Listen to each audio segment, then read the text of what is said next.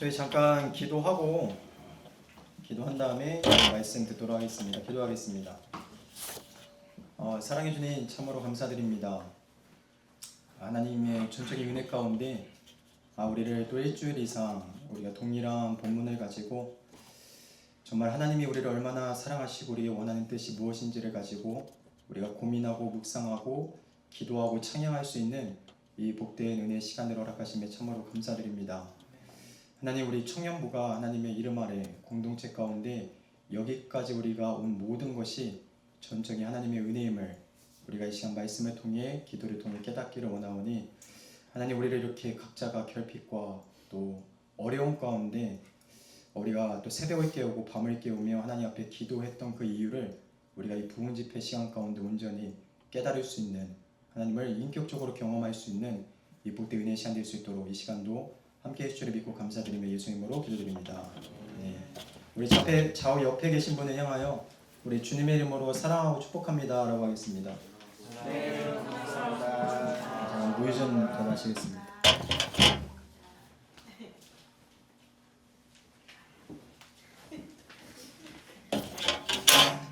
찬양 가운데 너무 은혜를 많이 받아서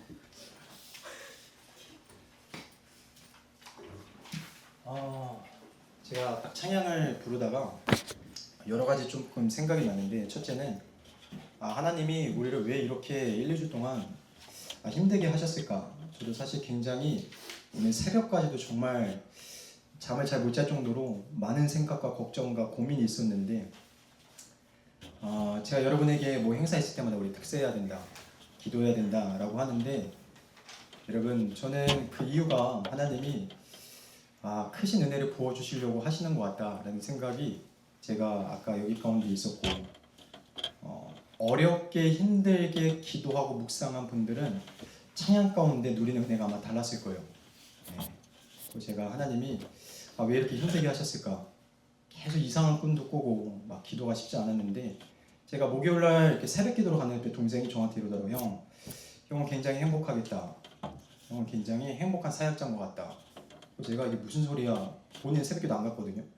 무슨 소리 하는 거야? 라고 하니까 형은 수련회 하자고 하면 청년들이 같이 수련회 특세를 하네. 형은 참 행복한 사람인 것 같다. 제가 그때 그 의미를 잘 몰랐어요. 근데 아까 찬양을 부르다가 우리는 하나 되어, 그때 하나님이 여기까지 인도하신 그 세월과 은혜가 너무나 기적 같은 은혜였구나. 제가 그런 생각을 해봤습니다. 여러분이 그 2년 전에 참석한 분들은 아마 그때 들었을 거예요. 제가 그때 우리 생각하지도 않은 은혜를 누렸죠. 여러분은 잘 잤죠. 저는 밤을 샜습니다. 그날 제가 혼자 산책을 한 6시 하는데, 제가 그때 진짜 잊을 수 없는 하나님의 분명한 음성을 들렸어요. 그때 쌤들 알겠지만 학생부 수련회가 막 힘이 들고 제가 여러 가지 생각들이 있었잖아요. 이 교회 있냐 없냐, 수많은 고민들이 있었는데, 그때 하나님이 그때 청년부 수련회 끝났을 때 산책할 때 딱 저에게 그 은혜를 주셨어요. 제가 하나님, 그래도 이제야 이 은혜를 보여주시네요. 제가 이런 말을 했는데 하나님이 내가 이제부터 하나씩 다 보여줄게. 그때 저한테 그 음성을 주셨거든요. 그리고 그때부터 진짜 저희 학생부 청년부가 쉬지 않고 하나님이 부흥과 은혜를 주셨던 것 같아요. 이 자리까지. 그래서 아까 그게 너무나 생각이 나는 거예요.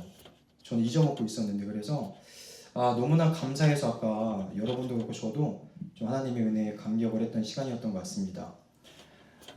여러분, 우리 오늘 본문이 하나님 안에 거하랍니다.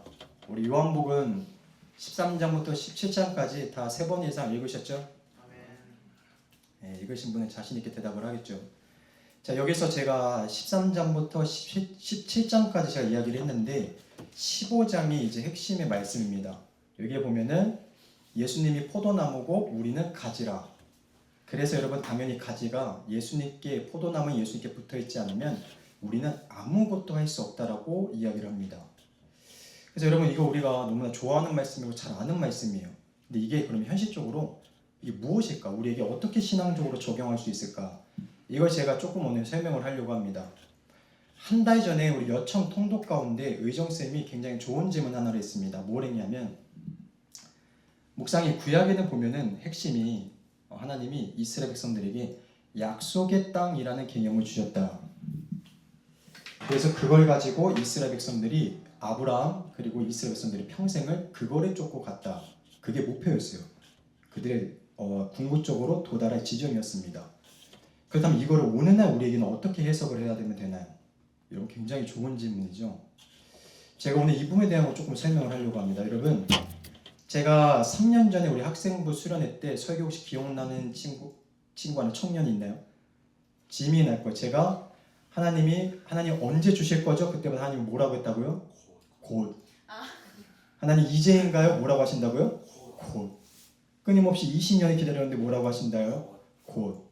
제가 그거에 대한 설교를 한 적이 있는데, 여러분, 우리가 하나님을 따르겠다라는 결단과, 죄송하지만 이 당시에 아브라함이 하나님을 따르겠다라는 그 각오와 개념은 이거는 하늘과 땅 차이입니다. 여러분, 우리는 하나님에 대한 정보가 있습니다. 성경이 있어요. 사례들이 있고 이 앞에 떠났던 분들의 은혜 받은 그 사례들이 있다라는 거예요. 아브라함이 이때는 하나님이 누구신지가 정보가 없습니다. 사례가 없어요. 그런데 떠나간 거예요. 그 하나님이 누구신지도 모르는데 음성을 듣고, 성경에 보니까 아브라함이 갈 바를 알지 못할 그때에 떠났더라라고 합니다. 여러분, 그러면 아브라함에게는 어떤 생각이 있었을까요? 도대체 약속의 땅이 얼마나 어마어마할까? 얼마나 복이 흐를까? 그 개념이 있었겠죠. 그래서 성경에 뭐라고 하냐면 약속의 땅에도 계속 표현하는 게 있습니다. 무엇이 흐르는 땅? 젖과 꿀이 흐르는 땅. 여러분, 신기한 게 그렇게 해서 아브라함이 힘들게 하란이라는 모든 거를 다 버리고 떠났어요. 그럼 여러분, 약속의 땅 힘겹게 갔죠. 그러면 어떻게 돼야 되죠? 이제부터는 평안해야 됩니다. 진짜 파라다이스와 응답과 자기의 소원했던 게 보여야 돼요. 근데 도착했더니 뭐가 오냐면 그 약속의 땅에 기근이 찾아왔다라는 겁니다. 여러분, 이게 우리에게 딜레마예요.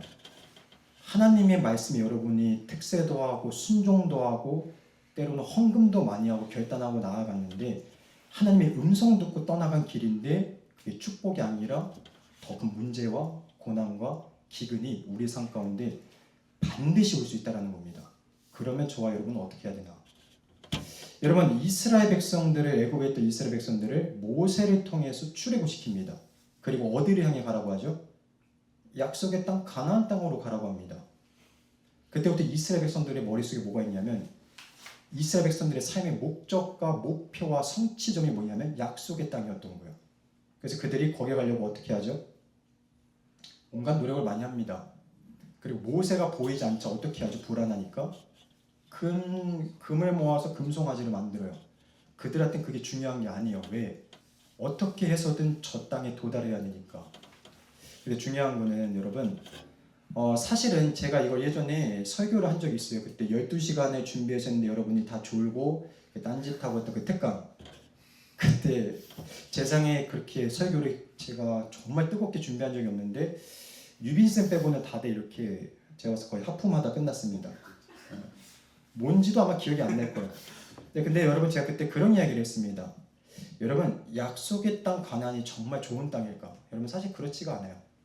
여러분, 원래 그 당시에 이스라엘 백성들이 있던 애굽이 어디냐면 세계 4대 강이었던 나일강이 흐르는 땅입니다. 여러분, 지금도 그렇지만 그 당시에 강이 흐른다? 농업시대입니다.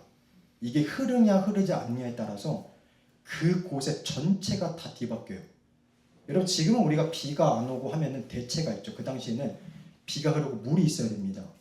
그런데 이집트는 나일강이 흘러서 전 세계 지역의 사람들이 가뭄이 되면 어디로 가냐면 이집트로 갑니다. 왜? 비옥한 땅이니까. 살기에 너무 좋은 땅이니까.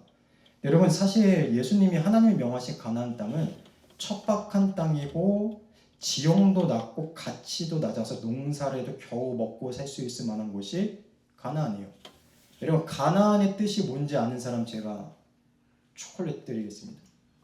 가나안의 뜻이 뭘까요? 제가 그때 그 12시간 했을 때 제가 5번 얘기했어요. 자, 들었던 분 이야기 하시죠. 자, 제가 그때 가나안 땅에 했을 때 제가 이거 5번 이야기했습니다. 아무도 모르죠? 제가 그때 이후로 설교를 2시간 넘게 해본 적이 없습니다. 설교 준비를. 아, 그렇게 열심히 하면 은혜가 없구나. 여러분, 아무도 모르니까 제가 다시 한번 설명해 드리겠습니다. 여러분, 약속의 땅 가나안의 뜻이 뭐냐면, 태연이 잘 들어요. 낮은 땅이라는 겁니다. 뭐라고요? 낮은 땅. 이게 뭐냐면 현실적으로 아무것도 없고 지형도 낮고 가치가 낮은 땅. 그러면 우리가 영적으로 얘기하면 하나님이 은혜 주시고 날마다 함께 하셔야만 하루를 살 수 있는 땅이 가나안 땅이라는 거예요. 여러분, 그렇다면 하나님이 왜 약속의 땅을 명하셨고 광야로 그들을 왜 이끄셨을까? 여러분, 하나님이 우리에게 원하셨던 게 뭘까요? 이스라엘 백성들에게. 이스라엘 백성들의 목적은 뭐예요? 약속의 땅이에요. 근데 하나님의 목적은 약속의 땅을 가기까지 날마다 하나님과의 관계입니다. 여러분, 잘 보면 이스라엘 백성들이 몰랐을 뿐이지 하나님이 그들과 광야에서 날마다 함께 하셨어요. 그들을 불기둥과 구름기둥으로 인도하시고 만나와 메추라기를 먹이시며 그들이 옷이 헤어지지 않고 신발이 닳지 않게 하셨습니다. 근데 그들에게 그게 중요한 게 아니었어요. 약속의 땅을 못 가고 있으니까. 나중에 하나님이 그 금송아지 우상 숭배 앞에 그냥 가, 거기 보내줄게. 다시 난 앞으로 너희랑 절대 함께하지 않으리라. 이게 얼마나 큰 심판의 의미인지를 이스라엘 백성들이 깨닫지를 못합니다. 여러분, 누가복음 17장에 보면은 10명의 문둥병자가 나옵니다. 문둥병자가 뭐죠? 오늘날의 한센병입니다. 여러분 혹시 피부 때문에 고생해 보신 적이 있으신가요? 지민이 빼고? 네. 있으세요? 네, 그게 얼마나 괴로운지 경험해 본 사람은 알 겁니다. 제가 20대 초반 때 만성 두드러기로 제가 2년 동안 정말 고생했고 온갖 병원, 대학병원, 뭐 한의원 다 다녀도 해결이 안 됐었어요. 제가 이게 너무나 괴로워서 날마다 이렇게 잠을 못 자니까 밤에 심해지거든요. 제가 교회 가서 막 잤어요. 울부짖다가 잠들고 막 겨울에 이렇게 밖에 나가서 이렇게 막 위통 벗고 있다가 잠들고 너무 몸이 뜨거워지거든요. 근데 그러다가 제가 너무 괴로워하는 걸 아빠가 보시고 조금 얼마 전에 좀 사건이 있었지만 이 굉장히 책을 잘 쓰는 필립 얀시의 고통이라는 선물의 책을 저한테 주시는 거예요. 제가 그걸 보다가 거기 어떤 내용이냐면 한센병에 대한 거 나옵니다. 여러분, 한센병 되면 살이 썩죠. 코를 자르고 손가락을 자르죠. 이게 병의 바이러스 때문에 그런 게 아니래요. 거기에 세계 최고의 권위의 한센병의 의사들을 놓고 이제 실험을 책을 쓴 건데 그게 왜 살이 썩냐면 여러분, 우리는 아까 저도 여기 가위로 자르다가 여기가 이렇게 좀 찢어졌거든요. 우리는 찢어지면 어떻게 되죠? 아프죠. 치료를 하죠. 세균이 안 들어가죠. 살이 안 썩어요. 한센병은요. 가다가 탁 쳤는데 여기가 긁혀요. 근데 고통을 못 느끼니까 여기서 치료를 안 하니까 여기에 세균이 들어갑니다. 골마요. 썩어요. 이게 썩어서 진물이 나면 벌레들이나 쥐가 와서 이거를 빨아먹어요. 그리고 살이 썩어서 그때 자르는 거예요. 거기에 핵심이 뭐냐면 고통이 얼마나 우리에게 가장 큰 선물인가. 제가 그 책을 읽고 이제 그때 강남 금식기도원에서 이제 10일을 금식하고 하나님도 만나고 치료도 받고 목회에 대한 확신도 받은 건데 여러분, 너무나도 힘든 병이죠. 근데 이스라엘 백성들 이 2000년 전에는 이게 있으면 여러분 사람 취급을 못 받습니다. 인간이라는 지위가 다 박탈당해요. 심지어 사랑하는 가족을 보지를 못합니다. 자, 여러분, 이들이 얼마나 괴로웠을까요? 근데 예수님이 이들 만나서 이거를 치료해 주시는 거예요. 여러분, 이들이 얼마나 기적 같아요. 그래서 이걸 가지고 누구한테 가죠? 그 당시엔 병원과 의사가 없었습니다.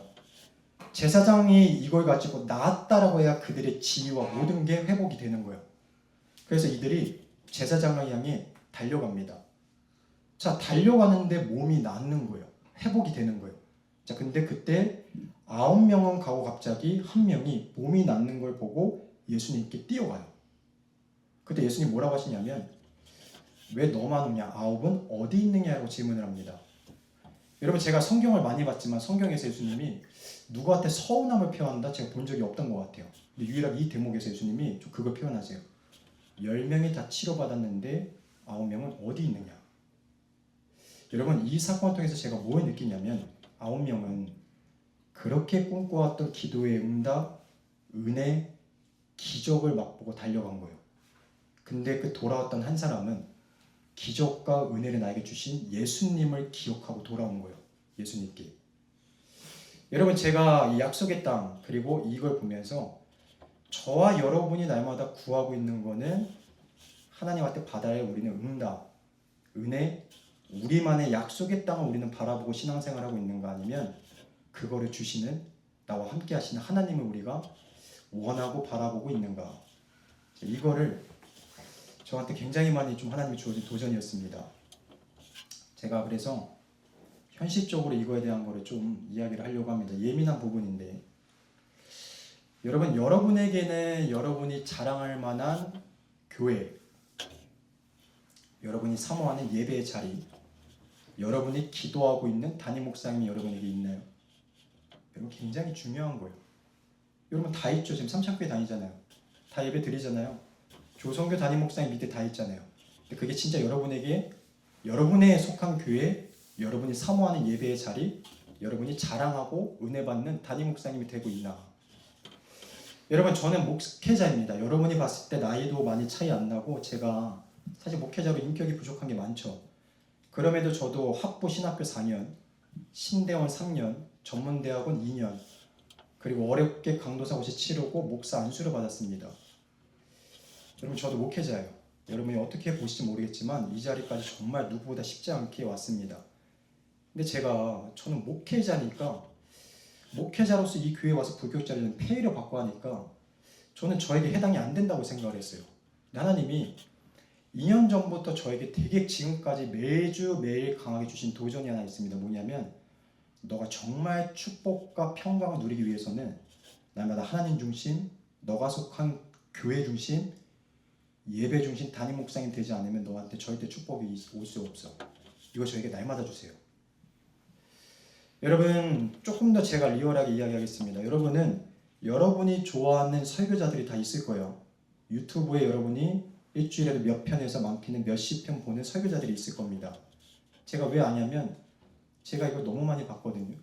저는 설교자다 보니까 제가 설교를 하기 위해서는 잘해야 되지 않은 설교를 은혜롭게, 저는 하루에 한 20편씩 봤던 것 같아요. 제가 좋아하는 수많은 목사님들, 탁월한 분들, 외국, 한국. 근데 여러분, 제가 느낀 게 뭐냐면, 그런 분들 설교를 듣잖아요. 첫째는 탁월함에 제가 놀라고, 두 번째 은혜가 됩니다. 그랬더니 뭐가 있냐면, 이 삼창교회에 별로 그렇게 사모가 안 돼요. 예배 자리에 제가 별로 기대가 안 돼요. 와서 담임 목사님 설교에 제가 전혀 은혜가 안 돼요. 왜? 세계 1%에 있는 저 설교들을 듣고 나니까 저도 모르게 교만하게 이게 평가가 되는 거예요. 이거 아닌 것 같다. 가서 나 또 그 설교 들어야지. 저는 이게 나쁜 건지 몰랐어요. 제가 목회자니까. 근데 하나님이 오늘 저에게 이거 굉장히 무섭게, 정말 아찔하게 저를 깨닫게 하시는 거예요. 제가 그때부터 이걸 느끼고 나서 저는 설교를 잘 안 듣습니다. 솔직히 얘기해서. 내가 축복받기 위해서. 특히 공예배 있는 날, 수요일, 금요일, 주일날, 토요일 밤 제가 안 들어요. 왜? 그래야 내가 이 교회를 사모하니까. 이 예배 자리에 내가 그래야 기대감을 오니까. 그래야 조성교 담임 목사님을 통한 그 말씀이 하나님의 음성을 들리니까. 태원이 집중 똑바로 해요. 진지하게 얘기합니다. 똑바로 해요. 그래서 제가 이거를 듣고 사실 이 설교를 한번 되게 해보고 싶었어요. 청년부가 아니라 전체 성도님들이 왜 복을 받아야 되니까. 여러분, 여러분에게는 얼마만큼 여러분이 속한 교회의 예배 자리에 담임 목사님에게 사모함이 있나요? 여러분, 우리가 좋아하는 연예인들이 있을 거예요. 우리가 아무리 좋아한데 그 연예인들이 여러분이 이 세상에 존재하는지를 아나요? 아무도 몰라요. 여러분이 그렇게 은혜 받는 목회자들의 설교를 들었을 때 그 설교자들이 여러분을 이 세상에 존재하는 성도로서 인지를 할 수 있나요? 없어요. 여러분은 모르겠지만 담임 목사님과 사모님은 여러분을 위해 밤낮으로 기도합니다. 그 기도의 자리에서. 그래서 제가 지금도 날마다 기도하는 게 있습니다. 새벽마다. 하나님, 우리 교회를 부흥과 축복을 해주시고 목사님 사모님의 영육간을 강건케 하시고 제가 절대 목사님 사모님의 근심이 되지 않게 해달라. 나도 모르게 내 행동 하나, 말투 하나, 내 마음 자세가 목사님 사모님의 근심이 되지 않고 화평을 이룰 수 있게 해달라. 왜? 그게 목사님 사모님의 기도할 텐데 내 기도예요. 내가 살고 내가 은혜 받기 위해서. 전 지금도 이거랑 싸워요. 솔직히 얘기하면. 이게 잘 안 돼요, 여러분. 제가 설교하다가 성도님 은혜 받잖아요. 저도 모르게 이게 더 안 돼요. 내가 좀 설교 잘하나 보다.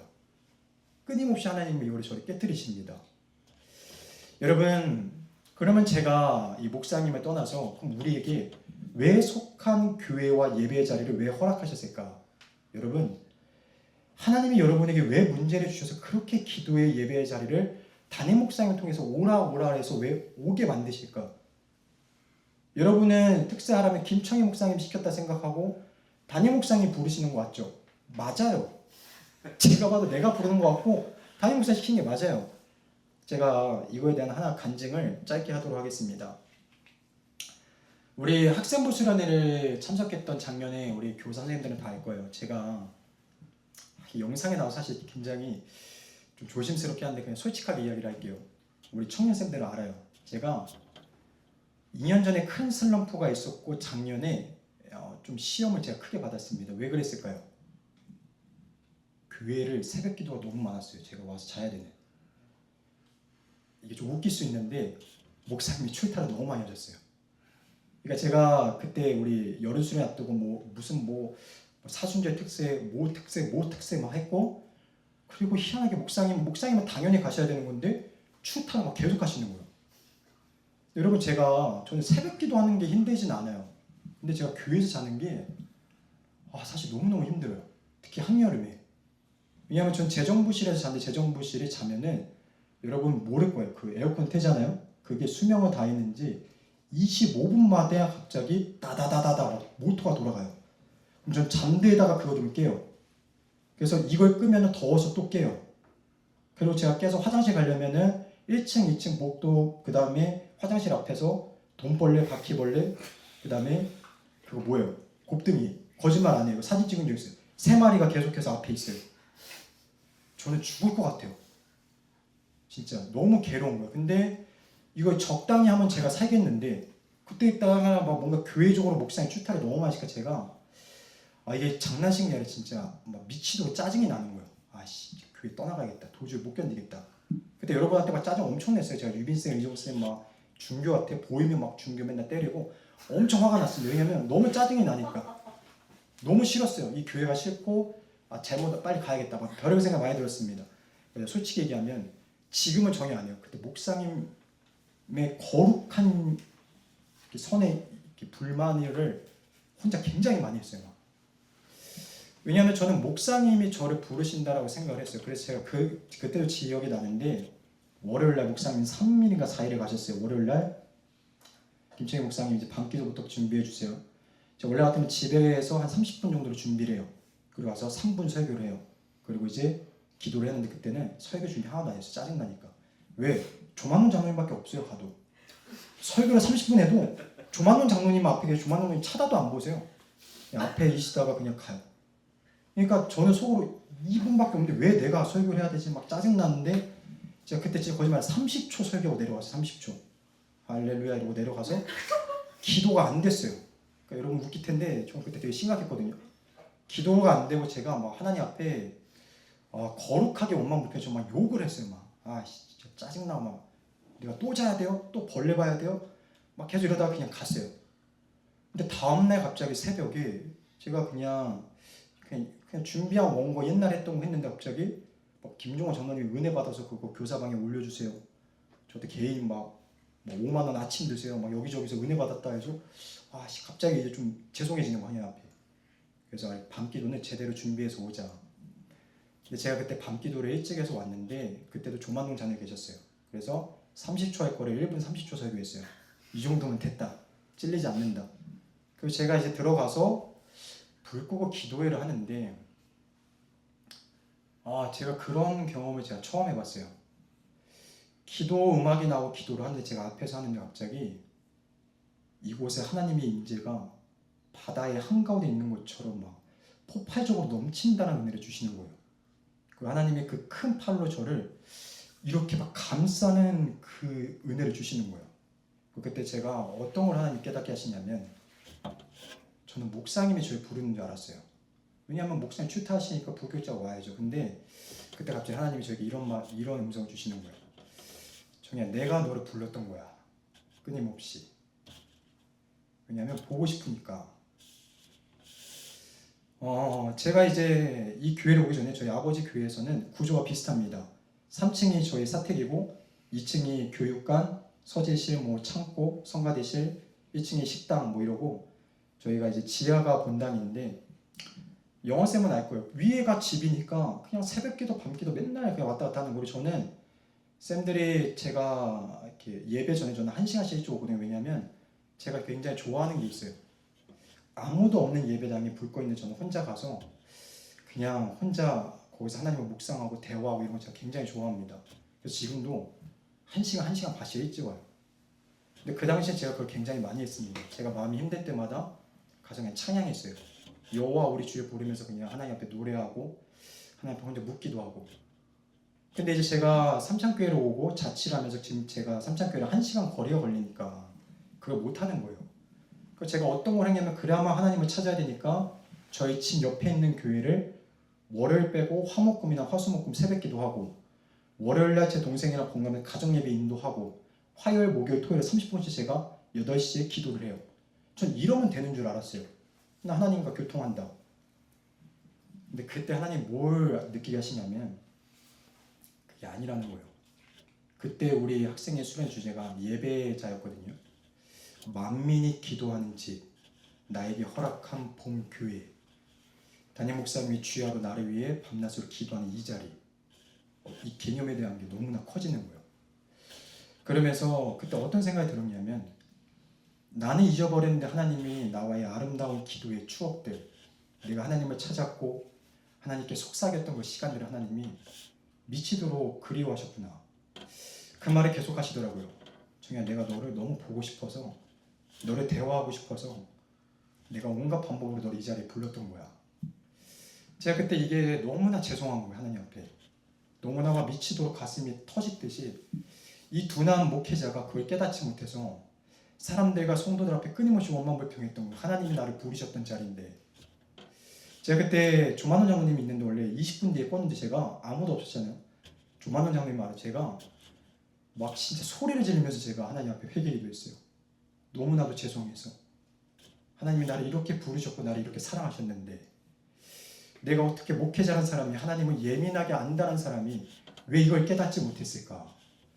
제가 그때부터 교회에 대한 자리, 이 나를 부르신다는 예배의 개념이 저한테 굉장히 많이 바뀌었습니다. 여러분, 제가 옛날에 이런 설교를 한 적이 있습니다. 저와 여러분에게 왜 풀리지 않는 문제들을 주실까? 여러분 있죠? 누구는 환경, 누구는 물질, 누구는 사람, 그것도 내가 가장 사랑하는 내 가족, 나와의 관계. 근데 이게 나에게 고난이 될 때 정말 힘들거든요. 하나님이 이걸 왜 허락하실까? 아무리 기도해도 왜 해결을 안 해주실까? 여러분, 저는 제 성향이 문제를 오래 가지는 걸 제가 못 견뎌요. 저는 뭐가 있으면 하나님 앞에 3일을 금식하던 막 작정 기도라도 저는 강하게 기도를 합니다. 그런데 어느 날 제가 하나님 앞에 강하게 기도를 하고 막 때를 쓰는데 하나님이 저에게 또 이러한 감동을 주시는 거예요. 청이야, 너는 지금 굉장히 괴롭지만 나는 지금 너무나 기쁘다. 제가 이걸 처음에 이해가 안 되는 거야. 이게 무슨 뜻이지? 내가 너무나 괴로워서 이것 때문에 미칠 것 같아서 날마다 하나님을 찾으러 와서 하나님 앞에 기도하는 이거를 하나님이 너무나 기뻐하시는 거예요. 너 솔직히 너 이렇게 안 하면 너 이렇게 나를 찾으러 오지 않을 거잖아. 이렇게라도 나한테 기도하지 않을 거잖아. 그러니까 너는 참 괴롭지만 미안한데 아들아, 나는 지금이 너무나 미친 듯이 행복해. 너와의 이 시간이. 여러분, 제가 요새 드는 생각이 뭐냐면 교회에 가끔씩 제가 일찍 가서 뒤에 있다 보면 그런 생각이 들어요. 우리 하나님이 얼마나 점점 더 외로우실까. 시대가 악해질수록 마지막 시대에 갈수록 우리 주님이 얼마나 점점 더 외로우실까. 여러분, 이게 말이 안 되죠. 천군 천사와 온 믿음의 선조들이 하나님을 노래하고 찬양하고 있는데 이게 무슨 뜻일까? 여러분, 예수님의 관심의 1순위 대상이 누구일까요? 저와 여러분이에요. 그러면 저와 여러분은 얼마나 하나님을 원하시고 지금 몸된 기도의 자리를 사모하고 나와서 하나님을 찾고 있나요? 우리에게 그런 말도 안 되는 문제를 줘도 우리가 안 찾잖아요, 주님을. 하나님의 부르시는 신호 안에도 제가 이걸 깨닫기까지 얼마나 많은 내가 하나님 앞에 입술로 내 기분으로 얼마나 죄를 범했는지. 하나님이 저에게 그 감동을 많이 주세요. 여러분, 제가 이번 우리 수련회 때 학생부 때 그런 이야기를 했습니다. 성령 하나님에 대한 거. 마지막 주제가 사랑이었죠. 여러분, 그때 들었던 분 말고 나머지 분들을 한번 이야기해 보세요. 성경에 사랑으로 대표되는 장이 있습니다. 어디죠? 태연이, 재민이 맞춰봐요. 말도 안 되는 소리 하지 마요. 자, 사랑을 구체적으로 사랑장이라고 하는 대표장이 있습니다. 자, 여쌤들, 네, 고린도서 13장이죠. 근데 왜 유비서 좀 들어온데도 고민하고 있어? 뭐지? 제가 그때 2주도 안 됐는데 고린도서 13장입니다. 여러분, 거기서 사랑에 대해서 첫 번째 뭐라고 시작하죠? 사랑은 오래 참고, 사랑은 모든 것을 참고, 모든 것을 믿고, 모든 것을 바라고, 모든 것을 견디니라. 여러분, 이게 굉장히 모순이지 않나요? 우리가 세상 가운데 느끼는 드라마나 우리가 하는 소설이나 영화에서 나오는 사랑은 그런 게 아니에요. 내가 손해보지만 내가 사랑을 주면 나도 받아야 됩니다. 나도 채워짐이 있어야 돼요. 내가 회복이 되고 내가 희열과 그 기쁨을 누려야 됩니다. 근데 여기 고린도서 13장에 뭐라 하냐면 사랑은 오래 참고 모든 것을 견디니라. 여러분, 이게 가능한 사람이 있을까? 이 전 세계 태초부터 지금까지 아무도 없어요.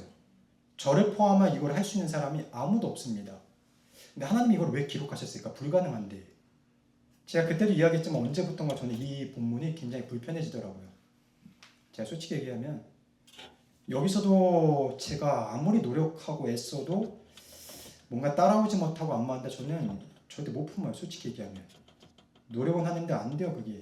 사랑이 뭐야? 미워하지 않으면 다행인 거지. 안 됩니다. 절대로. 전 제가 연애를 할 때도 제가 가장 사랑했던 그 사람을 온전히 제 힘으로 품고 사랑하지 못했어요. 그게 저에게 가장 큰 힘든 괴로움이었는데 여기서 보니까 계속 그걸 하래요. 오래 참는 거. 이거를 왜 기록하셨을까? 제가 학생부 수련회를 준비하면서 이 본문을 오랫동안 묵상하다 갑자기 그런 하나님이 감동을 주셨어요.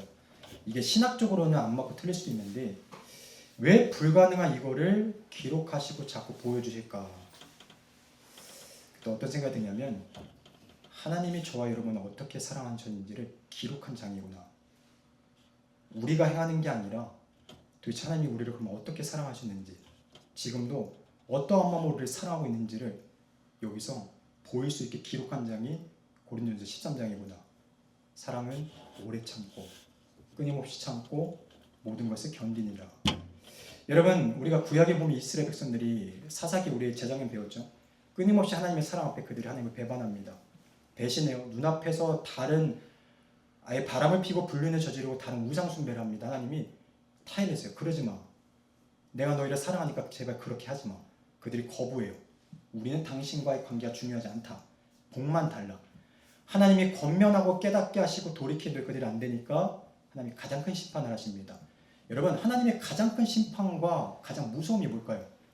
고난 주시는 거? 아니에요. 제가 보니까 하나님이 사랑하잖아요. 조금만 잘못해도 치세요. 막. 고난 주십니다. 왜? 사랑하니까. 돌이켜야 되니까. 깨닫게 하셔야 되니까. 여러분, 진짜 하나님의 무서움이 뭐냐면 그냥 내버려두는 거예요. 하고 싶은 대로 해. 그냥 내버려둘게. 여러분, 우리가 잘 보면 내버려둬서 하나님과의 관계가 우리가 단절되잖아요. 하나님의 사랑 가운데 있는 하나님이 주시는 고난은 우리로 하여금 감당하게 하십니다. 협력할 선을 이루게 하세요. 근데 하나님과 단절되면 여러분 누가 우리의 삶을 지배할까요? 여러분 못 느끼죠? 사단이 그때부터 여러분을 먹잇감처럼 여러분을 삼키고 지배해요. 여러분, 하나님이 주시는 복은 근심을 겸하여 주지 않는다고 했습니다. 근데 여러분 삶 가운데 고난이 오는데 자꾸 근심이 오고 평안이 없다? 여러분, 하나님 관계 예민하게 살펴보세요. 사단이 여러분을 붙잡고 있는 고난일 수도 있습니다. 여러분, 그렇게 이스라엘 백성들이 고난을 겪죠. 그러니까 이들이 예수님께, 하나님께 질문합니다. 하나님, 우리를 사랑하신다고 했는데 사랑의 하나님이 왜 안 보이나요? 도대체 우리를 어떻게 사랑하셨나요? 라고 질문을 합니다. 그걸 말라기서의 구약의 마지막